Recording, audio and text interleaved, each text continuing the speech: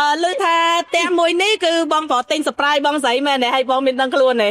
អត់ដឹងសោះហ្មងហើយនៅពេលដឹងខ្លួនហើយមានអារម្មណ៍មិនដែរមានអារម្មណ៍ហែអូយឡើងបាក់ចង្កេះហ្មងអ្វីដែលគាត់ចង់ស្នាក់នៅគឺខ្ញុំគោលនៅជាមួយនឹងពេញហួតតែម្ដងព្រោះតែពេញហួតជាបរិយាមួយដែលមិនទុកយើងឯកោទេបាទមានទាំងអ្នកចិត្តខាងមានទាំងបរិយាកាសសួនច្បារទីធ្លាធំ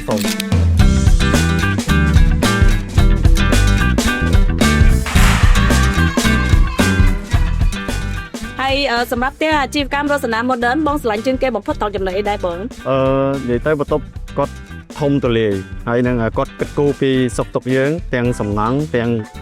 លំហូរខ្យល់ចេញចូលតាមបន្ទប់តាមប្អួចអីណាហើយជាពិសេសគាត់អាចកែច្នៃពីអ្វីដែលហៅថាបច្ចុប្បន្នជាមួយនឹងការតម្រូវការរបស់អ្នកនៅផ្ទះមួយណាក៏ល្អដែរខ្ញុំគិតថាមួយណាក៏ល្អជាជំរករបស់យើងប៉ុន្តែអ្វីដែលខ្ញុំជឿនេះគឺដោយសារជំរើសមានផ្លូវពីរ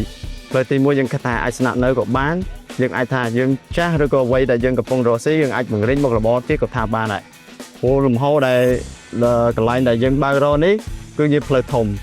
ហ្នឹងហើយអាចថាមនុស្សចេញចូលច្រើនកនេះមិនមែនថា